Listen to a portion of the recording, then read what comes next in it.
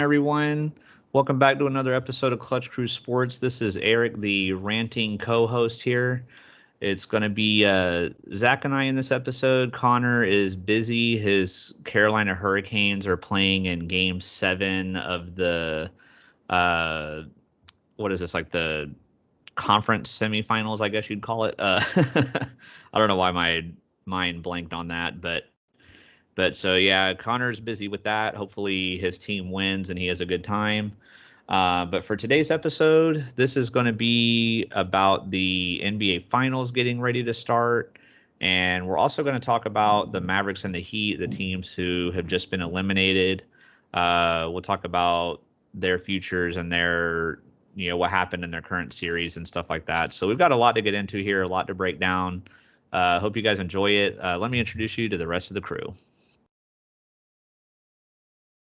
What's up, everyone? Zach here. I'm excited I believe this is our fourth NBA Finals coverage on the podcast. I know it all began with the Raptors Warriors series, and the Warriors are back in. So it's just Eric and I throwback to the original episode of Clutch Crew Sports here. Yeah, and unfortunately, I remember in that initial episode of Clutch Crew Sports, you dogged my thunder pretty hard in that one. So, oh man, that's crazy. If you want to just listen to like a absolute cringe fest, though, in a way, I just go back and listen to our first couple episodes, and we did not really know what we were doing at all. It was rough, but we've learned a lot from that. And like Zach said, this is our fourth NBA Finals that we'll be talking about. So it's our third year as a podcast. It's been fun, and looking forward to continuing to do it. We've been dishing out a lot of content lately between Connor's NHL videos, Zach's NBA playoff game breakdowns when he's been available, and my DraftKings videos and stuff. We've had a lot going on. So if you like what you're seeing, like the channel or like subscribe to the channel, like our videos, leave comments, and we've been appreciating the latest viewership we've been getting. Our numbers have definitely been going up. So definitely thankful for that. So we're going to go around the hoop here before we get to the NBA Finals. We're first going to talk about the teams that just lost. So we're going to start with the Dallas Mavericks. And what I wanted to talk about with them is they are going to have a very interesting future here. They've got a lot of players that are not necessarily costing a ton of money, but when you add them all up, it is a lot overall. A lot of these guys, I think, are overpaid for the production value that they're bringing to the table, but they also need to get Luka, some more help. I especially think they need to they really need help at the big man position to really help him because their backcourt's pretty solid, but they also have a problem with Jalen Brunson hitting free agency, and he's going to be targeting 20 to 25 million per year is what I'm seeing. So there's just a lot to break down here, but it's kind of all on the same topic together. But Zach, I'll start with you here and ask you let's just kind of co-GM this together here, I guess. So Yeah. like, if we're the Dallas Mavericks, management, in your opinion, would you want to bring Jalen Brunson back at the price tag that he is, assuming it's 20 to 25 million? Like, are we bringing him back? Are we letting him walk? Do we try to do a sign and trade? What is your opinion here on this? And then I'll give you my feedback here. Yeah. My opinion, I think if we can, like the 20 to 25, I would definitely do it. It's hard to get star players in free agency. They usually don't hit free agency. You'd have to trade for them, a disgruntled one, or go to the draft to get your superstars. But Brunson's a very, very good player. I think he showed in the playoffs kind of that he's on the rise. So, in my opinion, I think other teams are going to really overpay him, possibly, or be very desperate, and he will be one of the best free agents. So 20 to 25, I would definitely consider bringing him back for that. I don't think that's the only move they should do, but that's the first one I'd start with. Yeah, I think he's the priority, and and I'm in agreement here with you. I think they need to do everything they can to keep him. Um, the problem we have though is if we, again, we're the Mavericks co-GMs here, so if we bring him back, we're gonna be well into the luxury tax at this point, which is the problem. I mean, luckily our owner Mark Cuban, he's filthy rich and wants to win at all costs, so he would probably be willing to do it, but um, that is a lot. But the problem is like, what are we gonna do with like all these guys like Bertans and Powell and Hardaway and Bullock and Finney Smith, like all these guys that are making anywhere from like 9 to 20, almost $20 million. Because a lot of these guys, like I don't think their trade value is going to be very high. Like Tim Hardaway's the most expensive of these guys I'm talking about, and he's coming off an injury, and a lot of these other guys play like very minimal minutes or only average like 5 to 10 points a game. Like, are we stuck here? Do we have options? Like, what do you think we do here with a lot of these other guys that still have these contracts? Yeah, it's I'm definitely not a cap genius. That's not my specialty. Don't worry, I'm Eric, the baller on a budget here, so I can help yeah, you with that. I'm the talent evaluator here.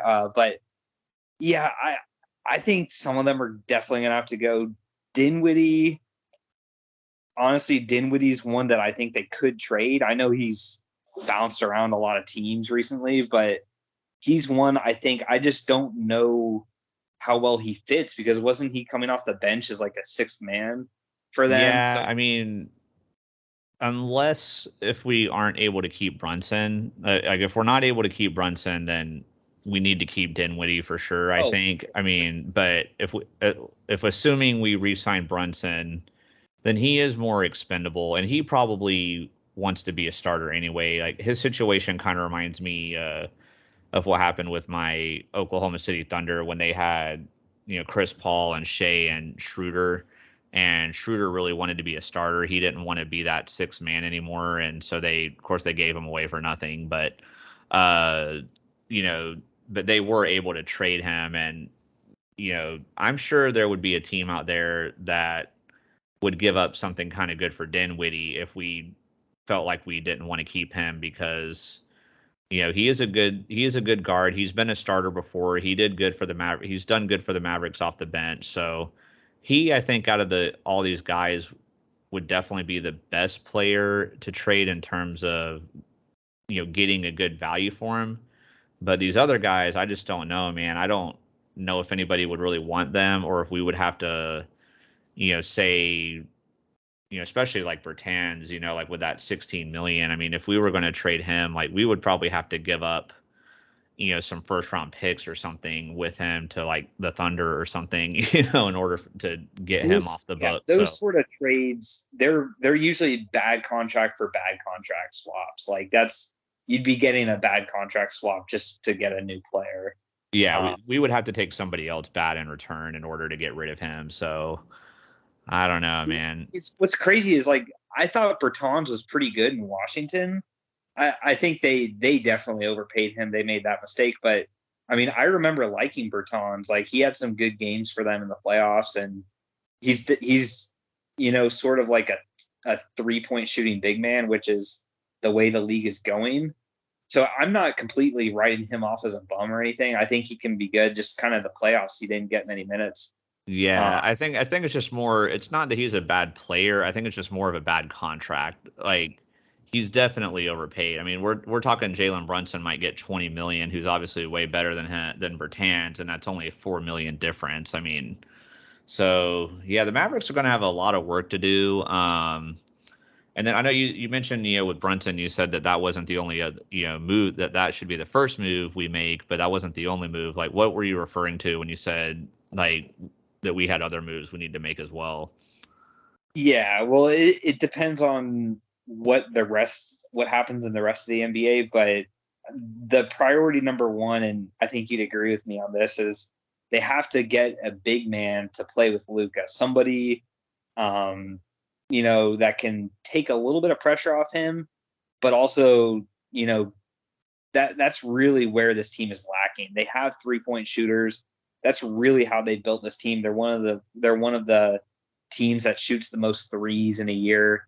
But which is fine and all, but they just, when Dorian Finney-Smith and Dwight Powell, are your big men and stuff, it leaves a lot to be desired. So I don't know if the draft is the route they go. I'm not sure if they even have a first round pick, but yeah, but I think it's pick 26 or something like that. So it's pretty far down there. The odds of them being able to, but what they could do, we talked about moving Dinwiddie possibly, maybe package Dinwiddie in that 26 pick or something and move up higher and get somebody.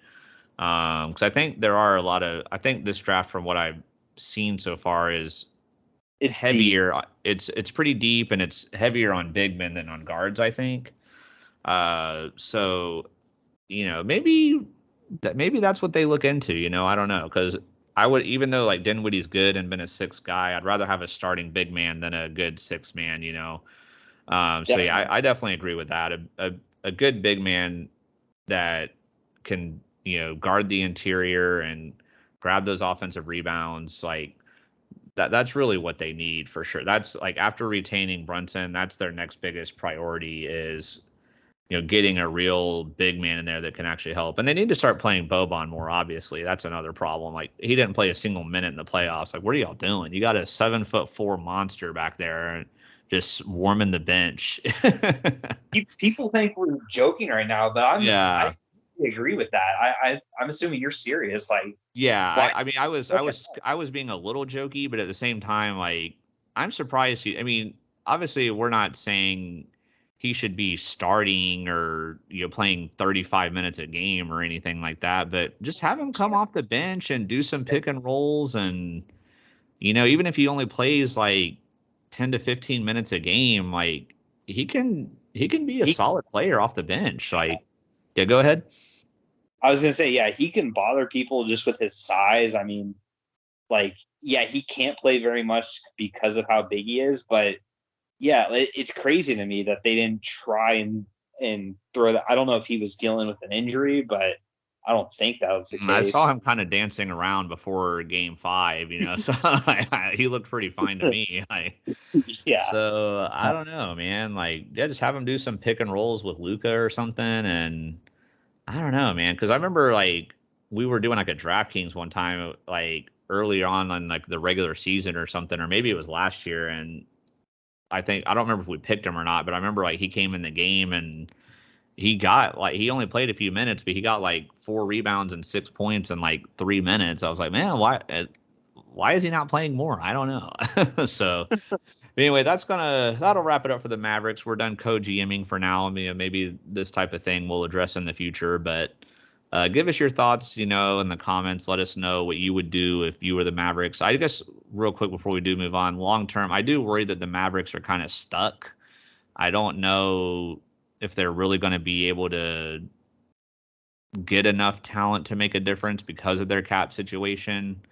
But I don't know. I don't know if I see them getting this far again in the playoffs next year, unless they're able to really get a big move. Like, do you have any thoughts on that, Zach?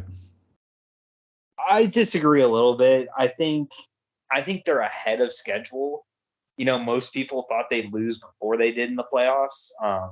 Yeah, now that I don't disagree with. That I agree with.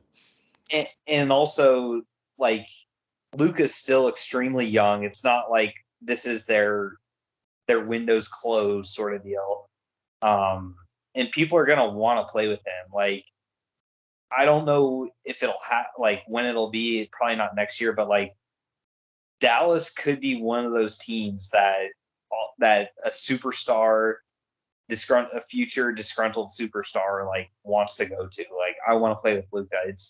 He could be like a LeBron, a KD, a Steph Curry, one of those type of players for the 2020s. So I think Dallas is just right now ahead of schedule, kind of like how the Warriors were before they won their titles. They were making the playoffs, but they weren't winning until they got all the pieces around them. So I'm optimistic for the Mavericks, not necessarily next year, but I think the future. Gotcha. Yeah, for me, they got to get some of these bad contracts off the book like that. Yeah. If they can somehow do that, then yes. But I just worry they're stuck because I don't know how they're going to be able to get rid of some of these contracts, and then because of that, they're not going to really have the money to bring people in. So that's why I worry, at least for next year. But I definitely think in the future, once some of these bad contracts are up and then they're able to free up more money, then I can see it happening. But for next year, I don't know. I don't think they're going to have the same success, but we'll see. So now we're going to move on to the Miami Heat. We're not necessarily going to talk about their future per se. I think their roster is pretty solid going forward, but there were some issues for me in Game 7, and just some of it at different points in the playoffs that happened. But especially in Game 7, there were just a lot of problems here. The first one I want to address. Okay, so we were co-GMs for the Mavericks. Now we're going to be co-coaches we're going to be Eric Spoelstra's assistant coaches here. We'll start with Tyler Hero down here in the bottom, but he had that groin injury he was dealing with, and he missed a good amount of games there in the series, and then it was projected that he would still need at least a couple more weeks to recover, but he still tried to tough it out and played, but that ended up being a problem for Miami in Game 7 more than anything. They really struggled with when he was out there. I'm pretty sure he didn't make a single shot. He didn't take a ton of shots, but I don't think he made a single shot. He didn't impact the game, defensively or anything. So, let's rewind time. It's, the day of Game 7. The game hasn't started yet. Obviously hindsight's 2020, but I really thought before the game started, when I saw that he was playing, that he shouldn't be out there. Do you agree with me on this, Zach, or do you think Miami made the right call trying to get him out there? I think they made the right call trying for it. I think maybe they could have gotten him out a little bit sooner, but he only played 6 minutes here, and his plus minus was a net 0. So it's not like when he was on the court, they, had a 10-point run by Boston. But I do agree. It seemed like it was a little bit early. But Miami was just so, and I don't blame them at the time because, they won Game 6, but the games before that Boston won, their offense looked so bad. Like they just needed, I think, something different on offense. And ultimately, the health came back to bite him. But I don't mind giving it a try. I don't think it really cost them, or most people, I think, today aren't talking about Tyler Hero and being like, oh, that's why they lost. If they had him healthy, maybe they would have won. But, that's the land of what ifs. Yeah, unfortunately, that's a different story. Yeah, I mean, I don't think that was like a big thing where it was like, oh, that completely cost them the game or anything. But I do think it was a bit of a hindrance. Like, I mean, I know Duncan Robinson's basically like an older version of him. They're like almost the same player, like same style and everything. Like, I probably would have just had him play out there, and maybe he hits a couple threes that Hero missed or whatever. I don't know. Just because of the injury being so significant in the sense that they were saying he probably really still needed 2 or 3 more weeks, and the fact that he was coming back, I was worried about that. I felt like it was going to be rushed and that he wasn't going to have an impact on the game. I think if it was like, oh, maybe it's to the point where it's day to day or something, then I would have been more okay with it. But I felt like they probably should have sat him. But all right, moving on to the kind of the theme here with them, because of the struggles that Hero had. The Heat also just struggled early on in the game. They let Boston get a big lead. They were committing a lot of turnovers, which was giving Boston a lot of fast break points. And on the top right on the YouTube screen here, you'll see Zach's favorite player on the Heat, Kyle Lowry. He was a big part of that. He had 2 really early fouls, got in foul trouble, and wasn't making his shots early on, and had to get some kind of bailout flop calls from the ref to get to the free throw line to even really get anything going. But yeah, Zach, talk about the other factors of the slow start and is Kyle Lowry a big person you're pinning the loss on, or do you give him more of a pass? What were your thoughts on this? I mean, he definitely could have been better. I don't know if I'd pin the loss on him, but yeah, the fouls that he committed, that's one of the things I always find wrong with him. And then the turnovers is a problem, just the way he plays sometimes, like the floppy, like when he tried to force contact with Grant Williams, and then he ended up falling down because he thought he was going to get a foul, and then he had to call a timeout. Oh yeah, that was big at the end of the game because they only had one timeout after that with like that's 6 the or kind 7 of minutes left. Yeah, that's the kind of move that it's like that he just it's a Kyle Lowry classic, to do something like that. And I get it, he's short. That's how he has to play. He has to try and get any advantage he can because his height. But yeah, shooting, he was not. The whole team wasn't doing good shooting, but he's one that he jacks him up no matter what. It doesn't really matter if he misses his first three, he's going to keep shooting them. And I think that's really what hurt him the most and cost them.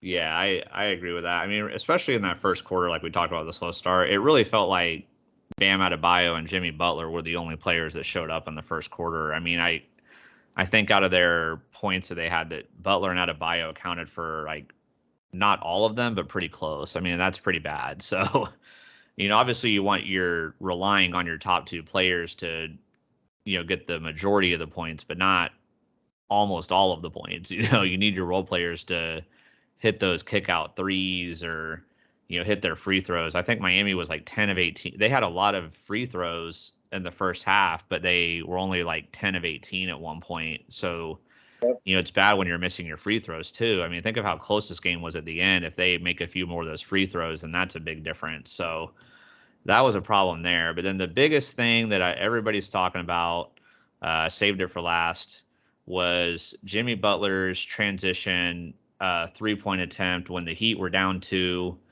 I guess there was probably like a minute left in the game or so when this happened. Like it was no, there was like this shot was with like right seconds left. It was the final possession, pretty much. Okay, that's yeah. It was in I was on like the final 30 seconds. I didn't realize it was quite that late, but yeah, it was near the very end of the game. Heater going for the tie or to get the lead, and Butler was coming in transition. I've got the picture on YouTube of when it happened. He had Al Horford on him. He probably could have driven by him and got an easy layup or dunk or something. To get the tie, but he opts to shoot the three, which he misses. Boston rebounds, and then Miami fouls, and Boston makes their free throws, which basically clinches the game. But I know we talked about this in our group chat a little bit, and like how grave of a mistake do you think this was? Like, do you think it was like really, really critical, or were you okay with him at all? Like, is there any angle where like you're okay with him taking this shot? How do you feel about Butler's decision here to shoot this three? Yeah, to me, I really go back and forth on it. I really think he should have taken the two. I think he could have gone by Horford and got himself a layup or, to the free throw line. And I think that would have been the smarter play. But I can also see the angle where it's like, he's had a great game so far, and this would be for the win. People were saying that the Heat were tired. They're all banged up with these injuries and stuff, and they needed to win in regulation. They didn't want to go to overtime, but I mean, they were dominating the last 2 minutes of the game. The Celtics had like a 11-point lead that got cut down to 2 in like a minute and a half. It was crazy what they were able to do there. But so I think he should. I disagree. I don't think he should have taken the three. But I mean, if he makes it, then we're just talking about how great it was. So yeah, I agree with you that I do think in the technical aspect that it was the wrong thing to do, but as a person who like I respect athletes that go for it though, and especially like when you're the best player on the team and you have a chance to take an open shot to get the lead, like I'm okay with it. Like I can live with it. Like I said, it probably wasn't the right thing to do, but I'm not, if I'm a Heat fan, I'm not like, dude, what are you doing? Why did you do that? Like, I would respect That's not Kyle I would Lowry. If that say had been what? Kyle, I was saying that's not. If that had been Kyle Lowry, I would have said much more different things about it. Yeah, you know, like try to, Bruce yeah, or anybody other than Butler. Like it had to be him to do that. And also when the play was developing and he got to this point, like I knew that's what he was doing. When I saw what it was shaping up to look like, even before he got in his shooting motion, I knew he was shooting a three there. I just knew it. yeah. Plus, Al Horford was so far off of him, like because Al Horford didn't want him to drive on him, so 'cause I think that's what Al Horford was probably expecting him to do. So Horford was backed up pretty far too, so Butler knew he was going to be able to take it uncontested. But man, that was just crazy moment, crazy moment. I did see a lot of people that were like just bashing him all over Twitter, and I didn't quite get that. I'm like, okay, yeah, maybe it wasn't the right thing to do, but like you can't blame him. And he straight up carried them the whole game, like especially in the first quarter. Like I said, him and Bam were the only ones getting any points in the first quarter, and he literally played all 48 minutes of the game. I mean, I don't get how you can blame him for something like this. Like it's not like he chucked the ball into the crowd or something, or did something stupid. Like he took a shot and he almost made it, But all right, but now we'll get into what everybody's been waiting for here. We are going to go on to the why is my there we go. I was like, why is my slide not working? There we go. We got the NBA Finals up here. Just a couple things to talk about, and then we'll do our predictions at the end. We've got two obviously big superstars in this matchup between Steph Curry and Jason Tatum. Steph Curry and a lot of the Warriors players have been here before. They've done this a few times. Jason Tatum and the Celtics, it's their first finals, like for any of them. But so Zach, I'll have you talk about Steph Curry's legacy here. He's been a part of the Warriors championship teams, but he's never won a finals MVP before. If the Warriors do win this series and Steph Curry wins the MVP, how much do you think this, vaults him up the legacy board? And then if the Warriors do win and he doesn't get the Finals MVP, or if the Warriors lose, do you think this hurts him at all? Just give me your overall thoughts on what could happen with Steph's legacy here. So I'll just start with I don't unless he's like absolutely terrible in the finals, I don't think there's any way his legacy is hurt. If let's say they win the finals, but Clay, goes on some monster games and gets the MVP, I don't think that hurts his legacy. It just doesn't help him as much as the finals MVP would. And if Boston wins, like they're losing to a really good team. So it's not like, I don't know. Let me try and think of like whoever the 8 seed was, like the Atlanta Hawks. It's not like they're losing to the Atlanta Hawks in the finals. So, but on the flip side, I think if he does get the MVP, finals MVP here, I think for him it would do more than pretty much anybody. He's got the 3 rings. He's got the 2-time MVPs. He was a unanimous MVP. Lots of records he holds with 3-point shooting in the playoffs, the regular season. But the one thing he's missing is the finals MVP. So I think if he gets that, we did an NBA players of all time draft like a year or 2 ago. That was fun. I remember that. Yeah. But like, I do think if we had known it, like if we go back in time and we know he gets Finals MVP in 2022. I think he goes a round or two earlier, and then that's passing guys like Larry Bird, Magic Johnson, Bill Russell, those sort of players. It's like I think he gets in the conversation, not the LeBron Jordan conversation, but the group of guys after that. Gotcha. Yeah, I can agree with that.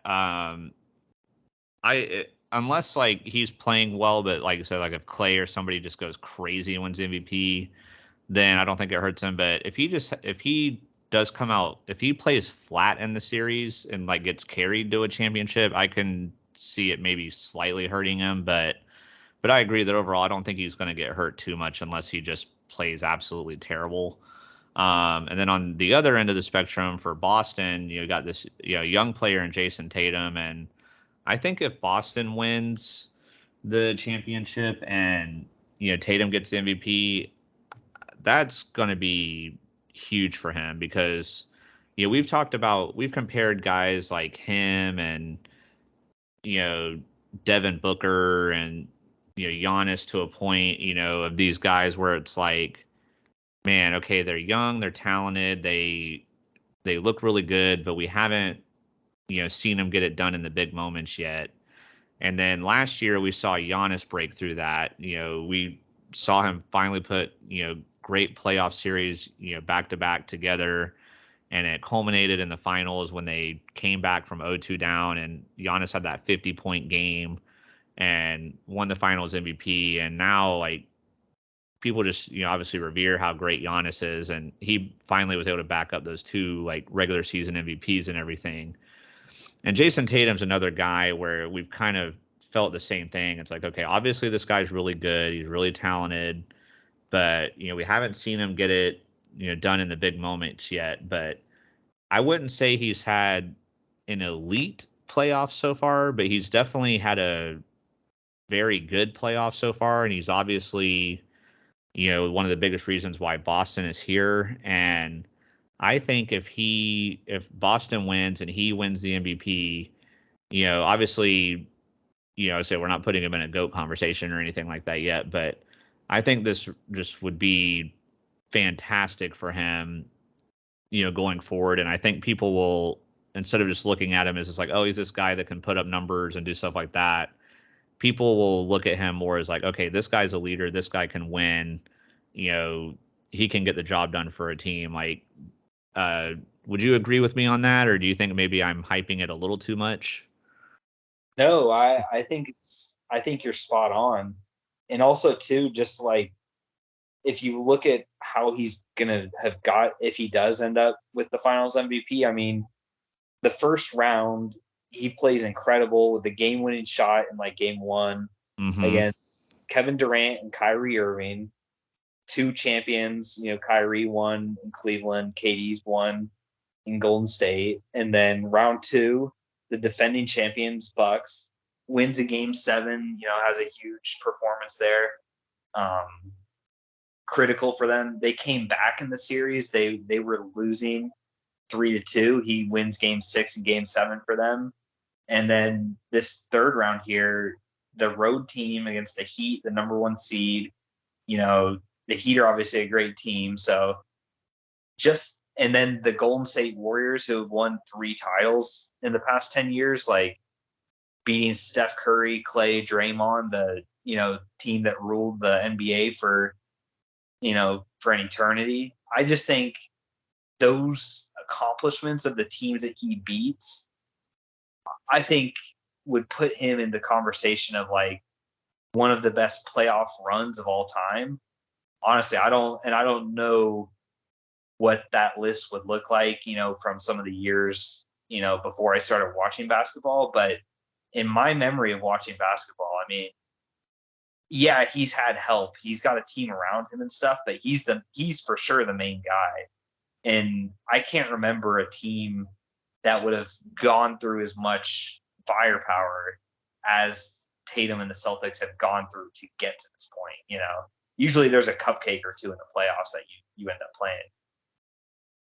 Yeah, no, yeah, they definitely had no cupcakes with Brooklyn sliding down to the 7th seed. I mean, and as the Warriors are favored, we're going to get to our predictions and stuff at the end, but they've definitely had a much easier road to get here than Boston has. I mean, I don't like I said, there's definitely like playoff performances I can think of, or like playoff runs where like maybe statistically and some clutch performances and stuff that were better than this, but there's not very many runs I can think of where a team had to go through that hard of a road to get to the finals. I mean, a Brooklyn Nets team with two superstars on it, the defending champs and the 1 seed. I mean, that's crazy. And then, like I said, if they beat the Warriors, a dynasty team, I mean, that it'll be pretty amazing for Tatum and Boston if they win this. So those are definitely the like big picture, like legacy things to look at. Now we're going to talk about uh, who we think are our biggest X factors now. So we're going to move on from the stars, but obviously they're going to be pivotal, Curry and Tatum, for their teams, but big factors. But also, we got these, there's role players, there's other starters, there's other players that are going to have to make a difference. Nobody can do it all by themselves. So, Zach, I've got your biggest X factor on the YouTube screen here. So tell us who you picked and why for biggest X factor. Yeah, I picked Marcus Smart as my biggest X factor. I think he's going to be key for the Celtics. He's got to shoot the ball well. If he can get 20 to 20, in the 20s with his point total, that'd be great for the Celtics. I think that's huge. But then defensively too, the Warriors have such a good offense. I mean, they easily score well into the hundreds. So he's got to be able to shut down either Clay or Steph, and he has a great opportunity. I think he was defensive player of the year, right? He was. Yeah, he was the first guard to win it in a long time. So yeah, no pressure on him. Rudy Gobert gets it somehow every year. But yeah, so I think for a defensively wise, he's going to be an X factor. And also too, that's kind of what an X factor is. It's not necessarily, who scores the most points or who has the best game. It's about who does something that you don't expect or you don't think about. It's not the first thing you think about. Steph Curry's 3-point shooting, Tatum's remarkable shots. His Marcus Smart's defense to me is the one aspect where that's something that is definitely, I think, going to decide the series. There's no way Boston wins without him being a defensive player of the year for him.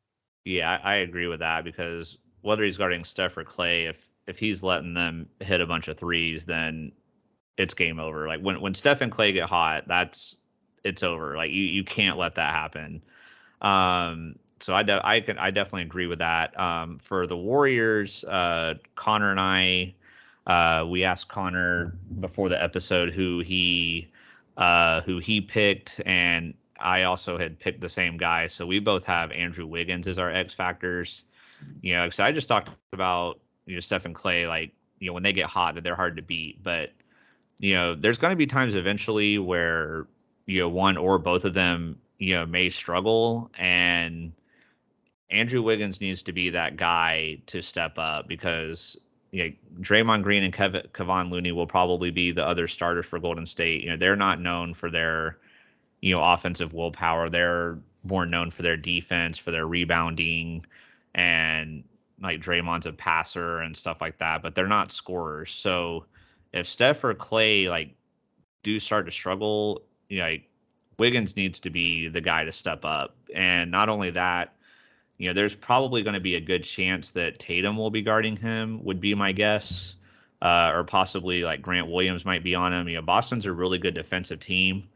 So he's definitely going to have somebody, good at defense matched up against him. And he can't go cold. He can't be quiet. If that could be a concern for the Warriors. If Andrew Wiggins were to only get like 6 to 8 points a game or something, like, that could be a problem for them going forward. So that's why I picked Andrew Wiggins, just because he's going to need to step up. Like Zach talked about with Marcus Smart, getting into the 20s.